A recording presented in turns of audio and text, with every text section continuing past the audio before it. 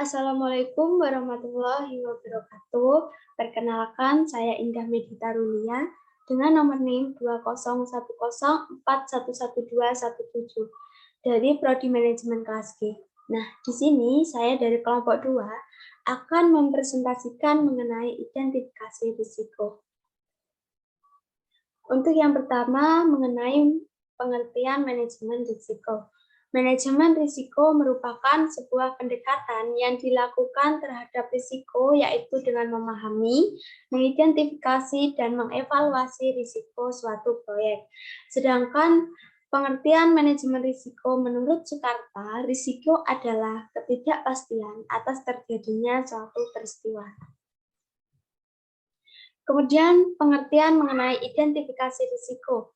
Menurut Herman Darmawi, pada tahun 2014, pengidentifikasian risiko pada dasarnya merupakan sebuah kegiatan analisis secara sistematis dan berkesinambungan untuk menemukan atau mengidentifikasi kemungkinan-kemungkinan terjadinya kerugian yang potensial yang dihadapi atau mengancam perusahaan. Nah, langkah pengidentifikasian risiko ini merupakan langkah yang relatif paling sulit tetapi paling penting sebab pengelolaan risiko selanjutnya sangat tergantung pada hasil identifikasi risiko. Kemudian tujuan mengidentifikasi risiko. Tujuannya dilakukannya identifikasi risiko adalah untuk mengidentifikasi seluruh jenis risiko yang melekat pada setiap aktivitas fungsional yang berpotensi merugikan. Nah, secara singkat, tujuan mengidentifikasi risiko adalah sebagai berikut. Yang pertama yaitu menetapkan risiko, di mana nantinya akan mengetahui atau menguraikan kejadian, kemudian mengetahui penyebab atau faktor risiko. Kemudian untuk mengategorikan risiko, di mana di dalamnya terdapat jenis risiko, sumber risiko, penerima risiko, hierarki risiko, level risiko, kemudian kemampuan mengendalikan risiko atau controllability. Kemudian untuk tujuan selanjutnya yaitu register risiko atau daftar risiko. Tujuannya adalah menghasilkan daftar lengkap maksudnya berisi kejadian yang dapat mempengaruhi tujuan.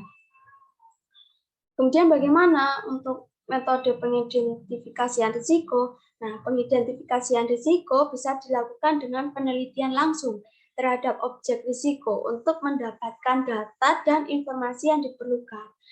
Ingat ya, untuk data dan informasi itu harus fakta dan akurat, karena kalau tidak nanti akan menyebabkan kerugian atau kegagalan dalam menyusun atau mengidentifikasi risiko.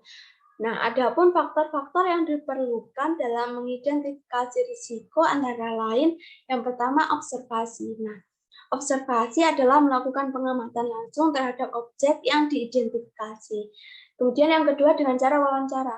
Nah, wawancara dilakukan dengan bertanya langsung kepada setiap orang yang bersangkutan dengan objek identifikasi risiko. Meliputi apa saja? Meliputi manajemen, karyawan, dan orang yang memiliki hubungan dengan unit kerja yang diidentifikasi. Kemudian yang ketiga ada teknik Delphi. Teknik Delphi bertujuan untuk memperoleh konsensus pendapat dari orang-orang pakar di bidangnya.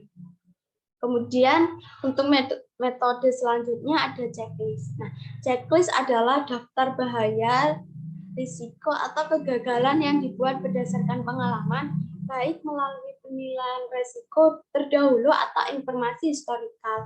Jadi kita mengidentifikasi risiko dengan metode checklist ini dengan mengetahui pengalaman yang lalu atau historikal. Kemudian yang kelima yaitu metode laporan keuangan. Metode ini dilakukan dengan menganalisis laporan laba rugi, neraca, dan catatan lain yang mendukung.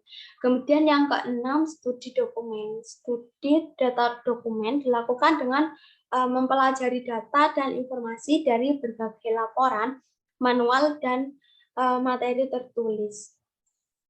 Kemudian, adapun hal-hal yang perlu diperhatikan dalam mengidentifikasi risiko antara lain. Untuk yang pertama bersifat proaktif atau antisipatif dan bukan reaktif. Kemudian yang kedua mencakup seluruh aktivitas fungsional atau kegiatan operasional. Yang ketiga menggabungkan dan menganalisis informasi risiko dari seluruh sumber informasi yang tersedia. Kemudian yang terakhir menganalisis probabilitas timbulnya risiko serta konsekuensi yang timbul. Nah, kemudian, apa manfaat dari identifikasi risiko? Yang pertama, manfaat yang paling jelas yaitu bahwa semua risiko yang diidentifikasi pada awal proyek dipertimbangkan dalam strategi mitigasi. Nah, di mana sebelum kita melakukan sebuah proyek, kita bisa mengetahui atau mengidentifikasi risiko-risiko yang akan terjadi nantinya di lapangan. Jadi kita dapat mempertimbangkan itu sebelum melakukan sebuah proyek untuk mengantisipasi risiko-risiko yang terjadi nantinya yang dapat menyebabkan kegagalan sebuah perusahaan untuk mencapai tujuan. Kemudian yang kedua yaitu manfaat lain dari identifikasi risiko adalah bahwa semua asumsi diturunkan dan dianalisis, di mana semua asumsi itu dianalisis oleh perusahaan, kemudian mencari sebuah jalan keluar atau jalan efektif atau cara efektif untuk mencapai tujuan perusahaan. Dan terima kasih, hanya itu saja yang bisa saya presentasikan mengenai pengidentifikasian risiko. Apabila ada salah kata maupun ucap ataupun materi yang saya sampaikan, mohon maaf sebesar-besarnya dan mohon untuk kritik dan saran sangat diperlukan. Billahi taufiq wal hidayah. Cukup dari sekian dari saya. Wassalamualaikum warahmatullahi wabarakatuh.